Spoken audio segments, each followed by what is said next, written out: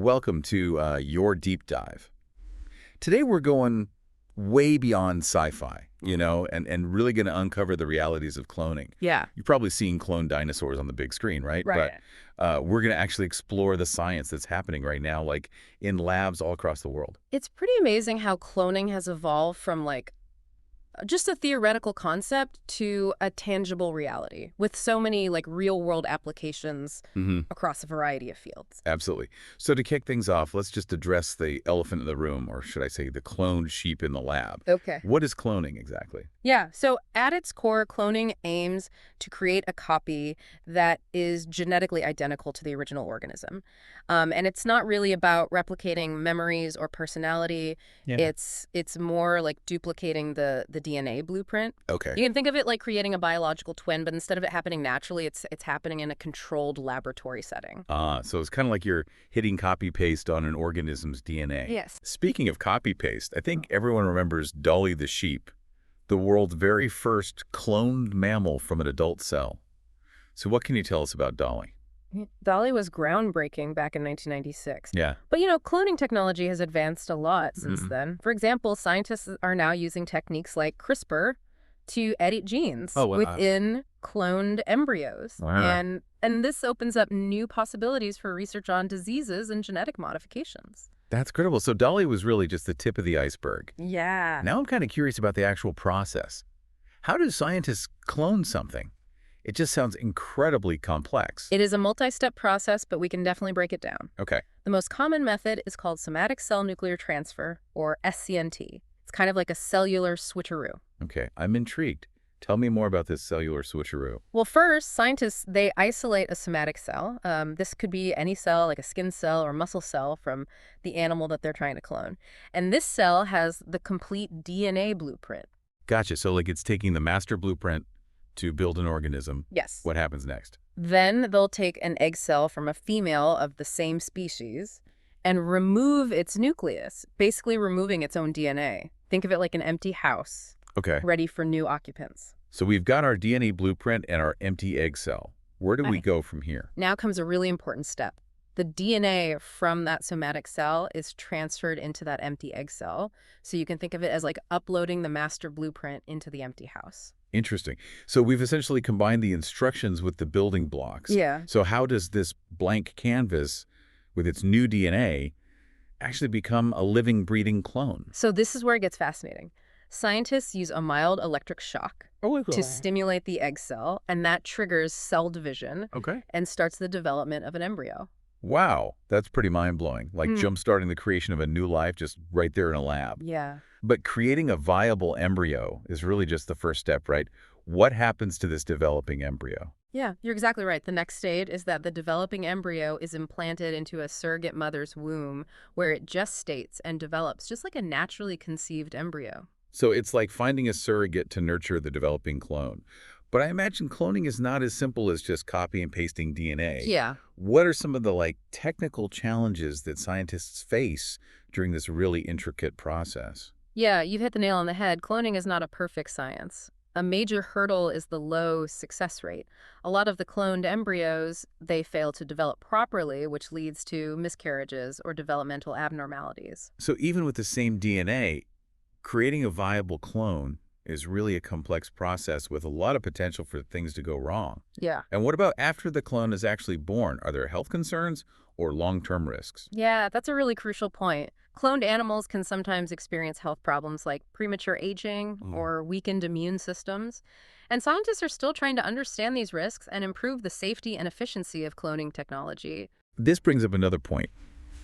Cloning is often portrayed in pop culture as this effortless duplication process. But you're highlighting that it's much more nuanced than that. Absolutely. Cloning is complex. It's delicate. Right. And it has limitations and ethical implications that we need to address really thoughtfully. Yeah. For example, while SCNT is the most common method, other techniques are being explored like embryo splitting, which kind of mimics that natural process of creating identical twins. Okay. And each method has its own advantages and challenges, and researchers are constantly refining these techniques. It seems like the world of cloning is way more intricate than we often realize. Yeah. It's not just a futuristic fantasy, but an actual scientific field with ongoing research advancements and ethical considerations. Exactly, and that's what makes it so fascinating. Right. As we explore the possibilities of cloning, it's so important to balance scientific progress with responsible innovation. Well said. It sounds like we need to move beyond the sensationalized headlines. Yes. And really delve into the real complexities of cloning. And I think you've given us a great starting point for this deep dive.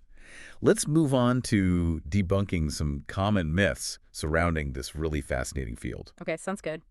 It's funny how pop culture latches onto these scientific advancements and spins them into these crazy narratives. Yeah. Cloning is a perfect example of this, with all the movies and books depicting these scenarios that are just blurring the lines between reality and fiction. Yeah, it's true. I think we've all seen those sci-fi films where clones are portrayed as like these instant replicas. Yeah. Like devoid of individuality. Exactly. Because as we've been saying, the reality is far more complex. What are some of the most common myths about cloning that you encounter? Yeah, one of the biggest ones is that clones are exact copies of the original organism, physically and mentally, and this just isn't true. Yeah. While clones do share the same DNA, their development is influenced by so many environmental and epigenetic factors. So even with identical genes, a clone wouldn't necessarily look or act exactly like the original. So what factors are contributing to these differences? Okay, so think about identical twins. Okay. They share 100% of their DNA, Right.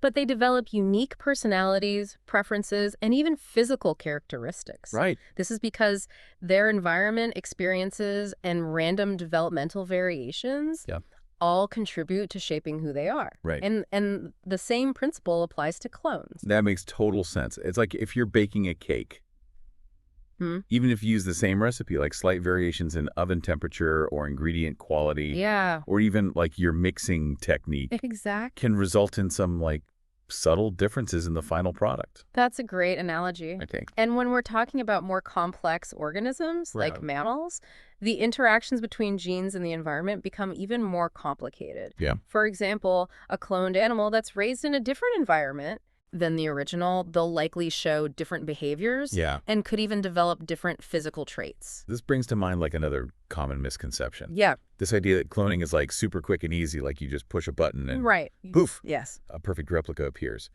But as we've already talked about, cloning is actually a really complex and challenging process. Yeah, it is. Can you elaborate a little bit on some of the challenges? One major challenge is the low success rate, particularly with mammals. Yeah. A lot of the cloned embryos, they fail to implant or they don't develop properly, and this leads to miscarriages or birth defects. Right. And this is partly due to the intricate process of reprogramming a somatic cell nucleus to make it act like an embryonic one. Oh, wow. So even with advanced technology, there's a lot of trial and error involved in cloning. It's not just about copying the DNA, but about orchestrating this really delicate dance of cellular processes. Exactly. And even when a clone is born healthy, they may still face some health challenges later in life.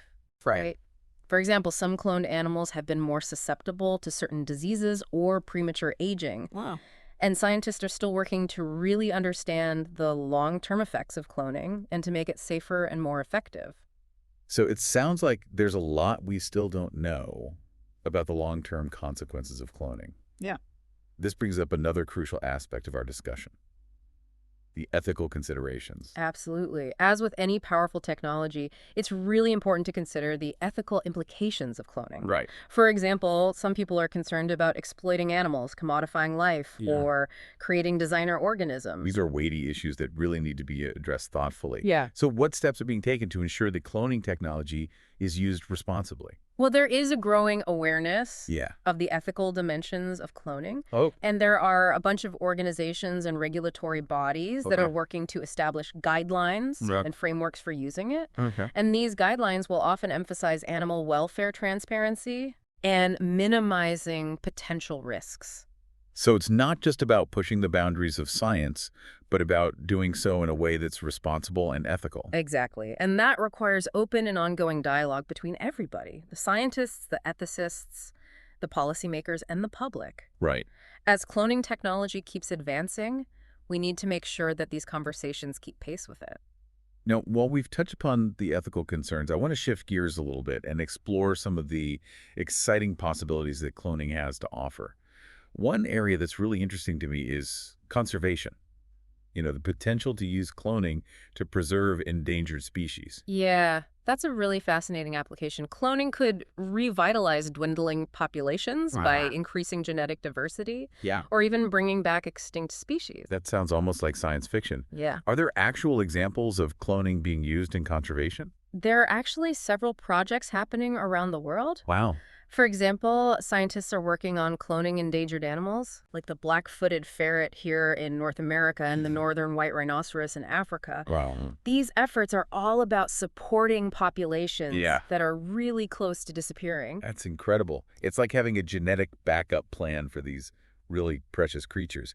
But I imagine there are also some challenges or limitations when you're trying to use cloning for conservation. Right. Of course. Cloning is not a magic solution for conservation. Yeah. We can't forget about the underlying threats Right. that drive extinction in the first place, like habitat loss, poaching, and climate change. So cloning's more like a tool Yes, in the conservation toolbox and not like a standalone solution. exactly. What about the ethical considerations there? Are there concerns about like potential risks or unintended consequences of cloning endangered animals? Yeah, that's an important point. Some people are concerned that if we rely too heavily on cloning, it could actually reduce genetic diversity, Right. which would then make populations more susceptible to diseases or environmental changes. Yeah. So it's like putting all your eggs in one basket, genetically speaking. Exactly. And it's super important to make sure that cloning efforts are part of a larger strategy Yeah. that includes things like preserving habitats, anti-poaching measures, and just sustainable management practices in general. So it sounds like a really delicate balancing act, like harnessing the power of this technology Get it? while also making sure that the endangered populations are going to be healthy and viable long term. Yeah, and it requires thinking about the ethical implications, Mm-hmm. including the welfare of the animals being cloned and the potential impacts on ecosystems. Right. It's definitely complex, Yeah. and it's a field that's constantly evolving, Right. but it definitely has the potential to really contribute to conservation efforts. It's clear that the world of cloning is so complex, both scientifically and ethically. But amidst the challenges, there are also some incredible opportunities to advance our understanding of life itself, improve human health, and maybe even help preserve the amazing biodiversity of our planet. It's definitely a topic that needs careful thought and ongoing conversation Right. as we figure out the possibilities and responsibilities that come with this powerful technology. So we've covered a lot of ground in our deep dive into cloning. From debunking those common myths Yeah. to the ethical considerations and Yeah. the potential for conservation. It's obvious that cloning is a topic with so many different facets Right. and some really far-reaching implications. But there's one area we haven't talked about yet, and that's using cloning in agriculture Right. and livestock breeding. That's an area where cloning has already made a big impact. Yeah. And it has the potential to improve food production, enhance animal welfare, and even address environmental concerns. That's like a futuristic farm. Yeah. Can you tell us a bit more about how cloning is being used in livestock breeding? So imagine being able to breed animals with specific traits that are beneficial to both the farmer and the consumer, Okay. like increased milk production in cows or disease resistance in chickens. That's what cloning allows breeders to do. So it's like creating a herd of super cows that produce more milk, or chickens that just don't get sick. Exactly. So what are the implications of this for the agricultural industry and food production in general? Well, the implications are huge. By cloning animals that have superior genetics, Okay. breeders can enhance the overall productivity and efficiency of their herds. This can lead to higher yields Right. and potentially lower costs. Right. And this could be a real game changer when we're trying to meet the world's growing demand for food Yeah. while also minimizing the impact livestock production has on the environment. So fascinating. It seems like cloning could be a part of a more sustainable and efficient food system. But are there any concerns about possible downsides of using this in agriculture? Well, just like any technology, Cloning in agriculture has to be approached thoughtfully. Yeah. Some critics worry that it might reduce genetic diversity within livestock populations, Right. and that could make them more susceptible to diseases or unable to adapt to environmental changes. Right. So it's like putting all your eggs in one genetic basket. Yeah, exactly. So it's super important to find that balance between the benefits of cloning and maintaining a good level of genetic diversity. Yeah. And using responsible breeding practices that incorporate both the conventional methods Right. and cloning techniques can help mitigate that risk. So it's not about getting rid of traditional breeding altogether, but more about adding cloning in as another tool. Right. What about the ethical implications here? Are there any concerns about the welfare of the cloned animals that are used in agriculture? Yeah, that's definitely something we have to consider. Animal welfare has to come first. Right. It's crucial to make sure that these animals are treated humanely and their well-being is not compromised. Right. And ongoing research is focused on refining those cloning techniques to minimize any risks and improve the overall health and welfare of cloned livestock. Now, this brings us to another really interesting use of cloning, and that's in medicine. We touched on its role in disease research a little bit, but can you talk more about how cloning is being used to develop medical treatments and therapies? Cloning has definitely opened up all kinds of new possibilities for medical research and treatment. Okay. One area that is really promising is xenotransplantation, Okay. which is basically transplanting organs from animals to humans. Wow.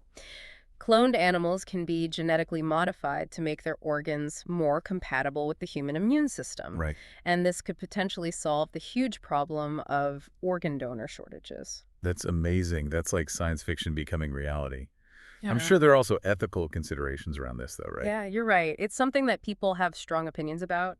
Those who support it say that xenotransplantation has the potential to save so many lives. Right. But critics are concerned about animal welfare and the possibility of animal diseases spreading to humans. It's a complicated issue, for sure, with no easy answers. Seems like every advancement in cloning technology comes with a whole new set of ethical questions that we need to really think about. That's true. As we keep pushing the boundaries in genetic manipulation, it's super important to be careful, to be transparent, Right. and to really stick to ethical principles.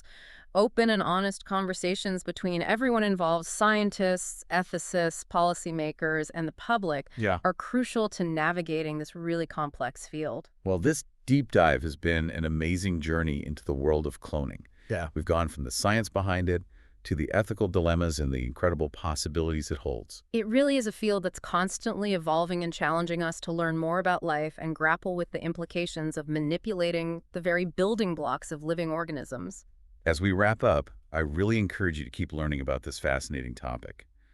The future of cloning is full of unknowns, but one thing's for sure, it's going to continue to shape our world, and it's up to us to use its power ethically and responsibly.